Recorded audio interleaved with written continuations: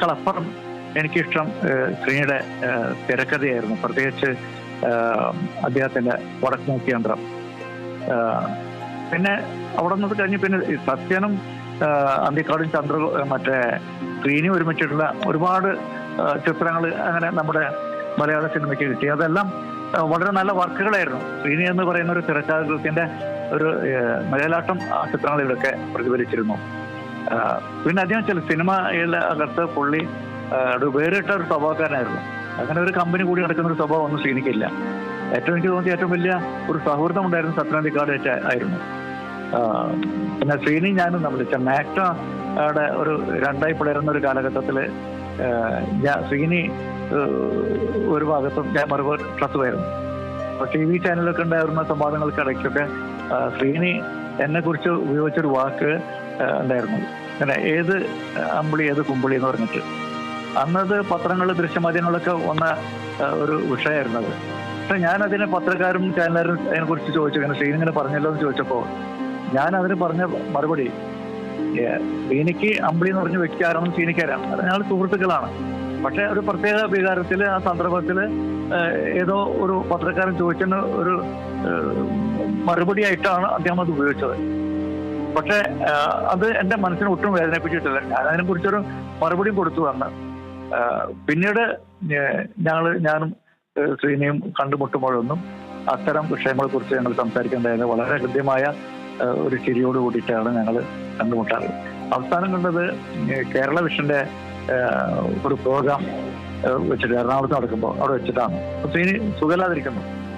അദ്ദേഹം സ്റ്റേജിലേക്ക്, അപ്പൊ ഞാൻ സ്റ്റേജിലുണ്ട്, ഞാനൊരു സത്യനന്ദിക്കാടുണ്ട്. അപ്പോൾ ശ്രീനിയുടെ കൈ പിടിച്ചിട്ട് അദ്ദേഹത്തിന്റെ ഭാര്യ സ്റ്റേജിലേക്ക് ഒരു സമയത്ത് പെട്ടെന്ന് എന്നെ കണ്ടപ്പോൾ അമ്പിളി എന്ന് വിളിച്ചിട്ട് അദ്ദേഹം എനിക്ക് കൈ തന്നിട്ട്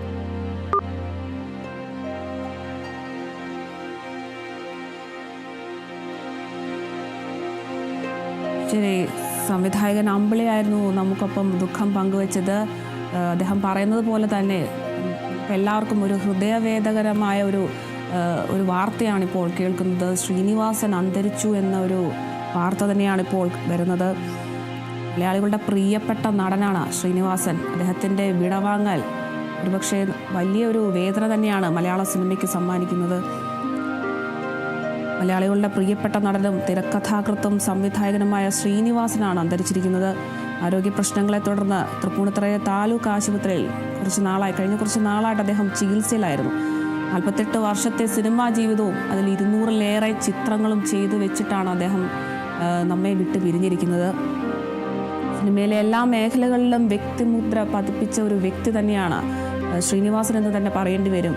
തലശ്ശേരിയിൽ നിന്നും പാട്യം എന്ന പ്രദേശത്ത് ജനിച്ച അദ്ദേഹം സിനിമാ ബന്ധങ്ങളൊന്നുമില്ലാത്തൊരു സാഹചര്യങ്ങളിൽ നിന്നും മലയാള സിനിമയിലേക്ക് കടന്നു വന്ന് നമ്മെ ചിരിപ്പിക്കുകയും ചിന്തിപ്പിക്കുകയും ചെയ്ത ഏറെക്കുറെ ഒഴിച്ചുകൂടാൻ നാഴികക്കല്ലായിട്ടുള്ള കുറേ കഥാപാത്രങ്ങൾ തന്നിട്ടാണ് അദ്ദേഹം നമ്മെ വിട്ടിപ്പോൾ പിരിഞ്ഞിരിക്കുന്നത്. ഇതിൽ അദ്ദേഹത്തിൻ്റെതായിട്ട് എടുത്തു പറയാനും മാത്രം നാടോടിക്കാറ്റും തലയണ മന്ത്രവും ഗോളാന്തര വാർത്ത, ചമ്പക്കുളം തച്ചൻ, വരവേൽപ്പ്, സന്ദേശം, ഉദയനാണ് താരം, മഴയത്തു മുൻപേ, അഴകിയ രാവൺ, ഇങ്ങനെ തുടങ്ങി വിരലിനെണ്ണാവുന്നതിലും അധികമാണ് അദ്ദേഹം ചെയ്തു വെച്ച സിനിമകളും കഥാപാത്രങ്ങളും ഒക്കെ. ഈ ഒരു സിനിമകളിലൊക്കെ എടുത്തു നോക്കിയാൽ തന്നെയും നമുക്ക് അതിൽ ശ്രീനിവാസന്റെ കഥാപാത്രം എന്ന് പറയുമ്പോൾ മനസ്സിൽ നിന്നും മായാതെ നിൽക്കുന്ന ഒരു കഥാപാത്രം തന്നെയായിരിക്കും. സന്ദേശം സിനിമയാണിപ്പോൾ ഈ അടുത്തിടെയായി ഏറ്റവും കൂടുതൽ ചർച്ചകൾ ചെയ്തതെന്ന് വേണമെങ്കിൽ പറയാം. കാരണം തദ്ദേശ തിരഞ്ഞെടുപ്പ് കഴിഞ്ഞൊരു സാഹചര്യത്തിൽ സന്ദേശം സിനിമയിലെ പല ഡയലോഗുകളും സോഷ്യൽ മീഡിയയിലൊക്കെ വൈറലായി പൊയ്ക്കൊണ്ടിരിക്കുകയാണ്. അപ്പോഴും ഈ ഒരു സന്ദേശം സിനിമയിലെ ശ്രീനിവാസന്റെ ഡയലോഗുകളും മറ്റും നമുക്ക് വീണ്ടും നമ്മെ ഓർമ്മിപ്പിക്കുന്ന രീതിയിലായിരുന്നു ഈ ഒരു തദ്ദേശ തിരഞ്ഞെടുപ്പിന്റെ കാലയളവിന് ശേഷം സോഷ്യൽ മീഡിയ മുഴുവൻ നിറഞ്ഞു നിന്നതും അദ്ദേഹത്തിന്റെ ഡയലോഗുകളായിരുന്നു. ഇത് മാത്രമല്ല, ഈ തലയണ മന്ത്രമായാലും ഈ അറബിക്കഥയാണെങ്കിലും പ്രവാസി ജീവിതം എന്താണെന്ന് നല്ല രീതിയിൽ വരച്ചു കാട്ടിയ ഒരു സിനിമ കൂടിയായിരുന്നു ഈ അറബിക്കഥ എന്ന് പറയുന്നത്. മാത്രമല്ല, രാഷ്ട്രീയവും അതിൽ പറഞ്ഞു വെക്കുന്നുണ്ടായിരുന്നു അദ്ദേഹം. ഇത്തരത്തിൽ ഒരു പിടി നല്ല കഥാപാത്രങ്ങളെ സമ്മാനിച്ചിട്ടാണ് അദ്ദേഹം നമുക്കൊപ്പം നമ്മളിൽ നിന്നും വിട പറഞ്ഞിരിക്കുന്നത്. 1991 പുറത്തിറങ്ങിയ ആക്ഷേപഹാസ്യ ചിത്രമായ സന്ദേശം കേരളത്തിന്റെ രാഷ്ട്രീയ സാമൂഹ്യ മണ്ഡലങ്ങളിൽ ഇന്നും എപ്പോഴും ചർച്ച ചെയ്യപ്പെടുന്ന ഒരു വിഷയം തന്നെ, അല്ലെങ്കിൽ ഒരു സിനിമ തന്നെയാണ് ഈ ഒരു സന്ദേശം. ശ്രീനിവാസൻ എഴുതി സംവിധാനം ചെയ്ത വടക്ക് നോക്കി യന്ത്രം, ചിന്താവിഷ്ടയായ ശ്യാമള എന്നീ ചിത്രങ്ങൾ ഇതിനൊക്കെ സംസ്ഥാന ദേശീയ പുരസ്കാരങ്ങളൊക്കെ നേടിയിട്ടുണ്ട്. അതുമാത്രമല്ല, ചിന്താവിഷ്ടയായ ശ്യാമള എന്നീ സിനിമയ്ക്കും വടക്കു നോക്കി യന്ത്രത്തിനുമാണ് അദ്ദേഹത്തിന് പുരസ്കാരം ലഭിച്ചിട്ടുള്ളത്.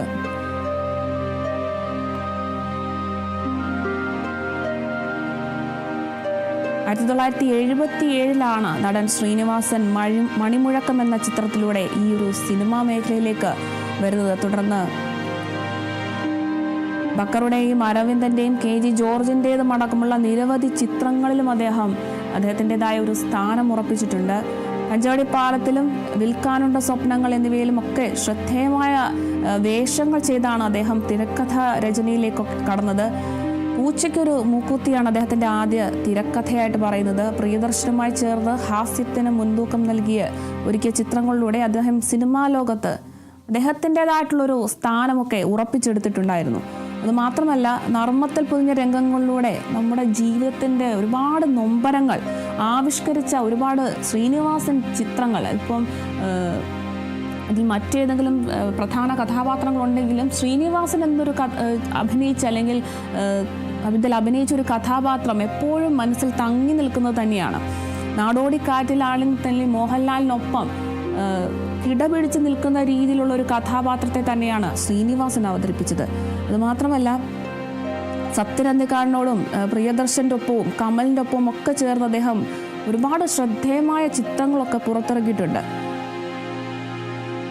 കുടുംബ ബന്ധങ്ങൾ പ്രമേയമാകുമ്പോൾ പോലും സാമൂഹ്യ പ്രശ്നങ്ങളും നിരീക്ഷണങ്ങളും ഒക്കെ ചിത്രങ്ങളിൽ ഭംഗിയായിട്ട് അദ്ദേഹം അവതരിപ്പിച്ചിരുന്നു. അങ്ങനെ എല്ലാം കൊണ്ടും ഒരു തികഞ്ഞ കലാപ്രതിഭയെ തന്നെയാണ് നമുക്ക് നഷ്ടപ്പെട്ടിരിക്കുന്നത്. വളരെ വേദനയോടെ തന്നെയാണ് ഇപ്പോൾ ഈ ഒരു വാർത്ത പങ്കുവയ്ക്കുന്നത് തന്നെ. നടൻ ശ്രീനിവാസൻ അന്തരിച്ചു എന്നൊരു വാർത്തയാണ്. കുറേ നാളുകളായി അദ്ദേഹം ഈ സിനിമാ മേഖലകളിൽ നിന്നൊക്കെ ഒന്ന് വിട്ടു നിൽക്കുകയായിരുന്നു. ചികിത്സയെ തുടർന്നായിരുന്നു ഇത്തരത്തിൽ സിനിമാ മേഖലയിൽ നിന്നും കുറച്ച് അകലം പാലിച്ച് നിന്നത്. ഇപ്പോഴിതാ എറണാകുളം താലൂക്ക് ആശുപത്രിയിൽ അദ്ദേഹം ചികിത്സയിലിരിക്കെ വിടവാങ്ങിയെന്നൊരു വാർത്തയാണ് നമ്മളിപ്പോൾ കേൾക്കുന്നത്.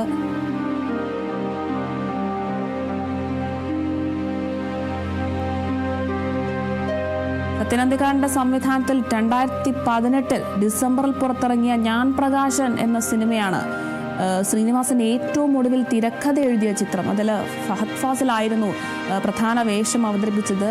സ്വന്തം ചിത്രങ്ങൾക്ക് പുറമെ മറ്റുള്ളവരുടെ തിരക്കഥയിലും ശ്രീനിവാസൻ എന്ന നടൻ ശോഭിച്ചു എന്നതിനുള്ളൊരു ഉത്തമ ഉദാഹരണം കൂടിയായിരുന്നു ഈ ഒരു സിനിമ എന്ന് വേണം പറയാൻ.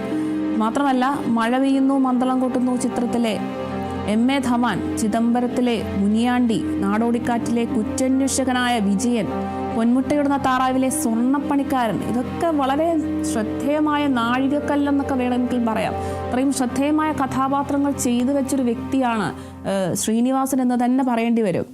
അതുമാത്രമല്ല, പാവം രാജകുമാരനിലെ പാരലൽ കോളേജ് അധ്യാപകൻ, വടക്കു നോക്കി യന്ത്രത്തിലെ തളത്തിൽ ദിനേശൻ, തേന്മാവിൻ കൊമ്പത്തിലെ മാണിക്യൻ, ഉദയനാണ് താരത്തിലെ സരോജ് കുമാർ തുടങ്ങി നിരവധി വേഷങ്ങളിൽ ഇങ്ങനെ പ്രേക്ഷകരുടെ മനസ്സിൽ ഇങ്ങനെ എപ്പോഴും തങ്ങി നിൽക്കുന്ന കുറേ കഥാപാത്രങ്ങളുടെ പേരുകളാണ് ഞാനിപ്പോൾ പറഞ്ഞത്. ഈ ഒരു കഥാപാത്രങ്ങളൊക്കെ ഇപ്പോഴും മലയാളികളിൽ ആരും മറക്കാനുള്ള സാധ്യതയില്ല. അത്രത്തോളം മികച്ച രീതിയിൽ ചെയ്തു വെച്ചിട്ടാണ് അദ്ദേഹം നമ്മെ വിട്ടിട്ട് പോയിരിക്കുന്നത്. ശ്രീനിവാസൻ സംവിധാനം ചെയ്ത വടക്കു നോക്കി യന്ത്രത്തിന് 1989 മികച്ച ചിത്രത്തിനുള്ള സംസ്ഥാന അവാർഡും ചിന്താവിഷ്ടയായ ശ്യാമളയ്ക്ക് 1998 സാമൂഹ്യ വിഷയത്തിനുള്ള ദേശീയ പുരസ്കാരവും ഒക്കെ നേടിയിട്ടുണ്ട്. മഴയത്തു മുമ്പേ 1995 പുറത്തിറങ്ങിയ ചിത്രമാണ് മഴയത്തു മുമ്പേ. അതുമാത്രമല്ല, 1991 പുറത്തിറങ്ങിയ സന്ദേശം എന്നീ ചിത്രങ്ങൾക്കും അതിൽ തിരക്കഥ എഴുതിയതും ഇദ്ദേഹമായിരുന്നു. ഈ ചിത്രങ്ങൾക്കും പുരസ്കാരമൊക്കെ കിട്ടിയിട്ടുണ്ടെങ്കിൽ തിരക്കഥയുടെ ബേസിലാണെങ്കിലും അഭിനയത്തിൻ്റെ ഒരു എടുത്തു നോക്കിയാലും എല്ലാ രീതിയിലും പുരസ്കാരങ്ങൾ വാരിക്കൂട്ടിയൊരു കലാപ്രതിഭ തന്നെയാണ് നടൻ ശ്രീനിവാസൻ. 48 വർഷം നീണ്ട സിനിമാ ജീവിതത്തിൽ 200-ലേറെ ചിത്രങ്ങൾ നമുക്ക് സമ്മാനിച്ചിട്ടാണ് അദ്ദേഹം നമ്മെ വിട്ട് പോയിരിക്കുന്നത്. ഏറെ വേദനാജനകമായി തന്നെയാണ് ഈ ഒരു വാർത്ത പങ്കുവയ്ക്കുന്നത്.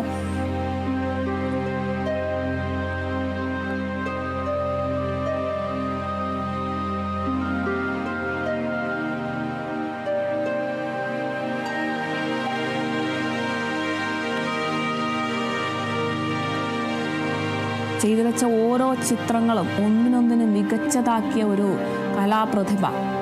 ഹൃദയം നുറുങ്ങുന്ന വേദനയോടെ തന്നെയാണ് ഇപ്പോൾ ഈ ഒരു വാർത്ത പങ്കുവയ്ക്കുന്നത്. നടൻ ശ്രീനിവാസൻ അന്തരിച്ചു എന്നൊരു വാർത്തയാണ് ഇപ്പോൾ വരുന്നത്. 48 വർഷം നീണ്ട സിനിമാ ജീവിതത്തിൽ 200-ലധികം ചിത്രങ്ങൾ നമുക്ക് സമ്മാനിച്ചിട്ടാണ് ശ്രീനിവാസൻ നമ്മെ വിട്ട് പിരിഞ്ഞിരിക്കുന്നത്. തിരക്കഥാകൃത്തായിട്ടും സംവിധായകനായിട്ടും അഭിനേതാവായിട്ടും ഒക്കെ മലയാള സിനിമയിൽ ഒഴിച്ചുകൂടാനാവാത്ത ഒരു വലിയൊരു സ്ഥാനം അദ്ദേഹം നേടിയെടുത്തിട്ടുണ്ട്. ഇതിനെല്ലാം തിരക്കഥയ്ക്കാണെങ്കിലും അഭിനയത്തിനാണെങ്കിലും ഒക്കെ പുരസ്കാരങ്ങൾ അദ്ദേഹം വാരി കൂട്ടിയിട്ടുണ്ട്. ഇത്തരത്തിൽ വലിയൊരു നഷ്ടം തന്നെയാണ് ഇന്ത്യൻ സിനിമയ്ക്കായാലും മലയാള സിനിമയ്ക്കായാലും വലിയൊരു തീരാ നഷ്ടം തന്നെയാണ് നടൻ ശ്രീനിവാസന്റെ ഈ ഒരു വിടവാങ്ങൽ എന്ന് തന്നെ പറയേണ്ടി വരും.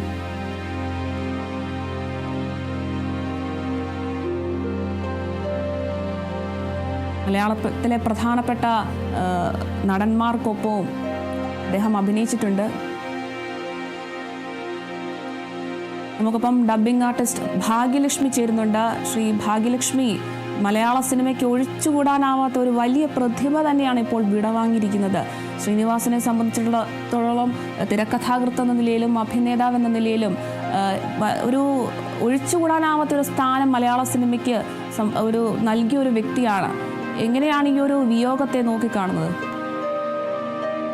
എനിക്ക് ശ്രീനിയേട്ടൻ ജീവിതത്തിൽ മറക്കാൻ പറ്റാത്തൊരു വ്യക്തിയാണ്. കാരണം എൻ്റെ ചെന്ന ജീവിതം തുടങ്ങുന്ന കാലത്ത്, ആ കാലത്ത് തന്നെ ഒരു 1972-73 ഞങ്ങളെല്ലാം ഒന്നിച്ച് ജീവിക്കാൻ വേണ്ടി മദ്രാസിൽ പോരാടിയവരാണ്. ശ്രീനിയേട്ടൻ അന്ന് അവിടെ ഒരു ആക്ടിങ് ഇൻസ്റ്റിറ്റ്യൂട്ടിൽ പഠിച്ച് ഇറങ്ങിയ ഒരു കാലം. ഞങ്ങൾ നെയ്ബേഴ്സ് ആയിരുന്നു. ഗംഗയമ്മൻ കോവിൽ തെരു എന്ന് പറയുന്ന സ്ഥലത്ത് ഞങ്ങളുടെ അടുത്തടുത്ത് താമസിക്കുക. ദിവസവും രാവിലെ വീട്ടിൽ വന്ന് ചായ കുടിക്കുകയും വർത്തമാനം പറയുകയും ഒക്കെ ചെയ്തിരുന്ന ഒരു വലിയ ഒരു നീണ്ട കാലത്തെ ഒരു ബന്ധമുണ്ടായിരുന്ന ഒരു വ്യക്തിയാണ്.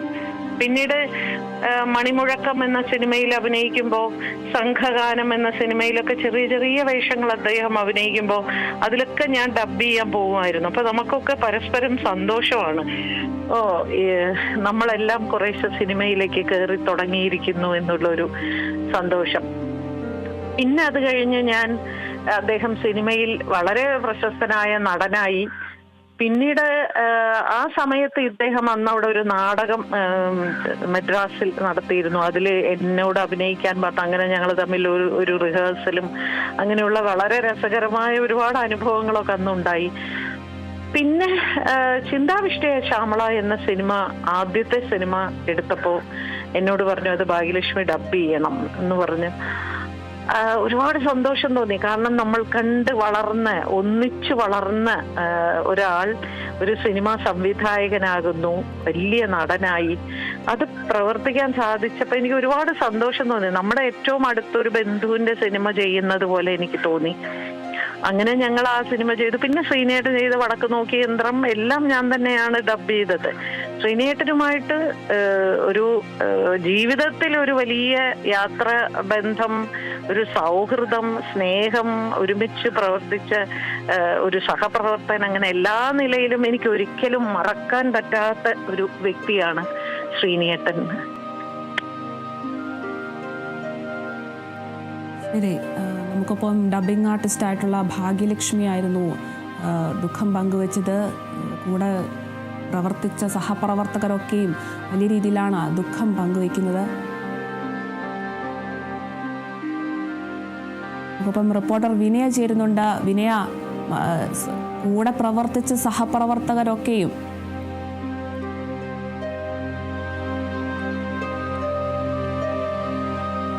നമുക്ക് വലിയ ഒരു തീരാ നഷ്ടം തന്നെയാണ്. 48 വർഷത്തെ സിനിമാ ജീവിതം അവസാനിപ്പിച്ച് അദ്ദേഹം ഇതാ നമ്മളിൽ നിന്ന് വിട്ടുപിരിഞ്ഞിരിക്കുന്നു. കൂടെ പ്രവർത്തിച്ച സഹപ്രവർത്തകരടക്കം